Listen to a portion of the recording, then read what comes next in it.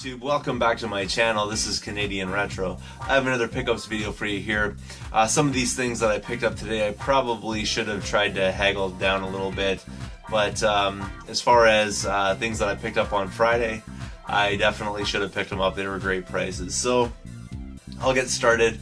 The first things I'll start with here are the stuff that I picked up today. These are the things I probably should have tried to talk the guy down a little bit, but I just didn't have the time. I wasn't really thinking straight on it, and sometimes I have my blinders on when I'm dealing with NES stuff. So I don't think it was like a horrible deal or anything like that. It just isn't really that great of a deal. Ultimately, when you price everything out, I probably could have got this for like 15. I ended up paying around 20 for it. So here we go. I'll get started on it. The first thing that I picked up here is a copy of Goonies 2. The only thing with it is it has some slight label damage right there, but I didn't have this in my collection, so pretty cool right there. There is a sticker on the back which I'll have to use the hairdryer on to get that off, but otherwise the label's in pretty decent shape minus that one little nick right there. For that one there, it was part of the $20 deal, so basically, you know, like $6.50 kind of thing. That's not really a great deal for that game. Probably only goes for about 4 or 5. Same thing with this game here. Is really a cheap game. I don't know a whole lot about it. I didn't at the time, and I think this is the reason why I was willing to pay 20 bucks at the time. I looked it up later, and apparently it's not really that great of a game, but it might be something of interest anyways. We'll find out. It's Ultimate Stuntman. I'm holding the game upside down here because they print their labels, unlike this one. They print their labels the opposite way, so it's Ultimate Stuntman. I've never really seen this game out there before, and I hadn't really heard of it, so I decided to grab it. It's not in the world's greatest shape. There is a lot of wear and stuff along the sides, but I'll be able to update it later, or upgrade it rather later. And the label's in pretty decent shape. There's a little bit of wear to it as well, but never really played it. It looked kind of interesting at the time. I've since seen some gameplay of it, and it doesn't really get favorable reviews. Interesting thing about this one is it does have this little switch in here. It is a Camerica title, which if you don't know, Camerica was a company that made illegitimate cartridges or whatever you like to call them. They weren't officially licensed by Nintendo, so pretty interesting. They also made the Game Genie, which you know, is an interesting game. One of my favorite games actually for the system is one of these Camerica games, which is Micro Machines. So I thought, you know, it's Camerica, it must be somewhat decent, and Micro Machines is pretty good, and I think I might be wrong on that, but that's what you get. Sometimes you win, sometimes you lose. So we'll see. I don't know a whole lot about the game. Maybe I will like it. And then the last game that I picked up was a PS1 title, which I didn't have already and really wanted in my collection, so I think it was sort of another deciding factor why I was willing to pay what I did for this. It's Army Men Air Attack, and this is actually the collector's edition of it for the original PlayStation. I saw earlier today, actually, I was watching CJR's channel, and he picked up a Spyro set, which is like the 3 discs Spyro collector's edition or whatever. This is the collector's edition version of the Army Men games. Obviously there's other games that go along with this one. I'm not too certain what they are necessarily, but this one obviously came from that pack. Unfortunately it was separated from its other games, but that's the way it goes sometimes.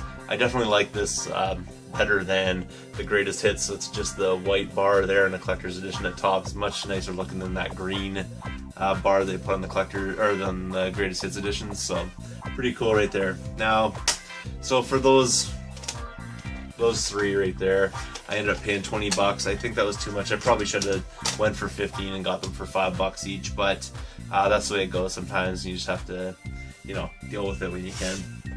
Now that being said, I'm going to redeem myself here a little bit because these things I definitely got a good deal on.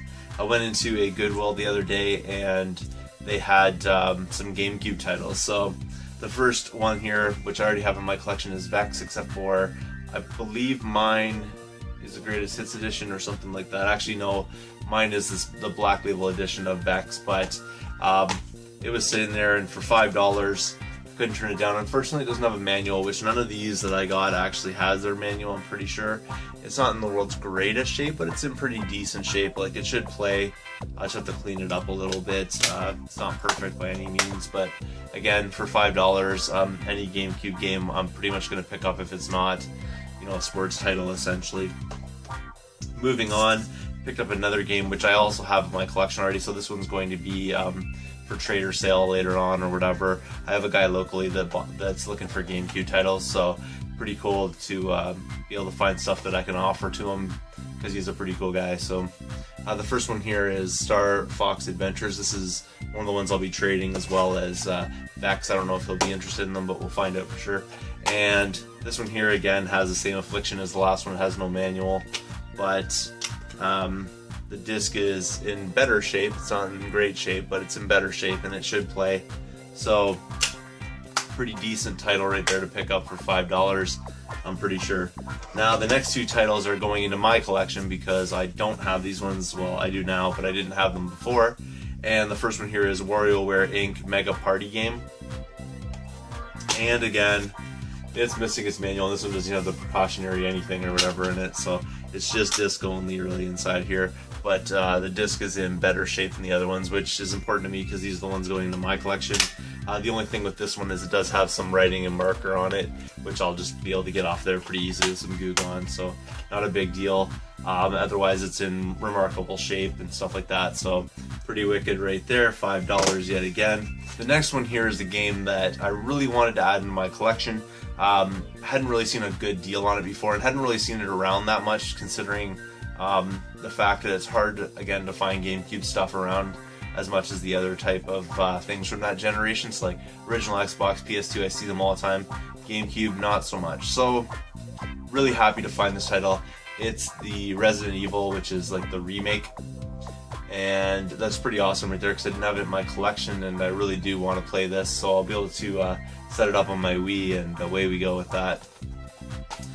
This one here has both the disc, which is really great. Unfortunately, again, no manual, which is kind of unfortunate, but the disc conditions are similar to the other ones. Reasonable shape, nothing stellar or anything like that. Definitely seen worse, but it should definitely play, so that's pretty cool right there. Really happy with this one. Love the series, obviously. Played, you know, Resident Evil 2 and things like that before, so really looking forward to that one. And I like these old survival horror type games. This actually came out as well on the Wii, Resident Evil Archives, I believe it was called. So there is that sort of avenue as well. I don't know if that game is any better than this one. I really don't want to play this with the Wii remote, so pretty happy that I can play this on my Wii, but you know, with an actual controller, like the GameCube controller. So pretty wicked right there. Those were my pickups from the last couple of days. I haven't had a chance to get out there. One place I did stop at a garage sale today, just because it was really close to my house. I went in and I was there. It started at 8 o'clock. I was actually there at like 7:45-ish. Not trying to really beat the rush or anything like that, just happened to work out that way. So I ended up, you know, standing there for a couple of minutes. They actually opened up early. When I went up there, I looked around. They had a bunch of different stuff there, but no games really. And I spoke to the lady that was running it, and I asked her about video games, and she said that her son actually had some video games that were in the house. He wanted to sell them, but he wasn't around, and he wanted to sell them at the garage sale or whatever. And I said to her that I'd be interested. I said, like, she's like, what kind of games you looking for? I'm like, you know, Super Nintendo, all that kind of stuff. And she's like, yeah, that's the kind of stuff that he has on the shelves. And I was like, okay, so what do you want to do here, kind of thing. And she said, well, I'll take down your number. And I've never encountered that kind of situation where someone took down my number for getting back to me for video games, but from watching like a variety of different channels here, whenever that happens, the person never gets back to you. And here it is, it's like 10 o'clock at night, and I never got a call back. So I'm assuming that I'll never hear from them again about that. Really unfortunate. Hopefully, you know, maybe they'll throw another garage sale. It seems like they might, because they had these items out, like a whole row sort of Gillette razors, and I don't mean like used, they're brand new in their package and stuff like that, and then a whole bunch of Listerine bottles and things like that. So there's all this like really strange kind of stuff you wouldn't normally see at a garage sale. So I'm hoping maybe they'll open up again, like install those kinds of things again, and then hopefully at that time I'll be able to hook up and actually get a hold of those games if they haven't been sold off or something like that already. But that was sort of my adventures so far this weekend. I haven't really had a chance to get out there that much. Hopefully I'll get a chance to do a little more hunting tomorrow and things like that, but that's how it stands right now. Just when you thought the pickups were over, actually I just finished off a deal here on Facebook. I went to pick things up before I even uploaded the video, so thought I would add this into this pickups video as well. There was an ad there for $5 each, 2 DS games. Now, they're not in good shape at all, really. From the pictures, one of them looked like it was decent, but it's actually a little bit beat up too, but fairly solid title, so I thought I would pick them up. The first one here is Grand Theft Auto Chinatown Wars, and this is the one that's probably in the better shape. Looks pretty good, probably from what you can see there on the camera, but if you look really closely, there's like little dents and things like that in it, and if you flip it over on the back, you can really tell there's a lot of little like dents and things like that in it. The person said that their 1-year-old had gotten a hold of the DS games, so I think the child probably chomped down on it, so that's probably some teeth marks. And then the same thing with this one here, only it's in way worse shape. The kid kind of wrecked the label on it. It's Zelda Phantom Hourglass, and again the back's like kind of chewed up. I didn't really realize that. I thought it was just label damage when I went to go pick these up, but still what I paid for the 2 games was $10 in total, so I thought not too bad. Even though the condition of them are a little questionable, I will have to test these out and make sure that they didn't destroy them in the process of chewing on them. Thanks again for watching. If you haven't subscribed yet, please do feel free to thumbs up this video, comment down below, and I will see you all later.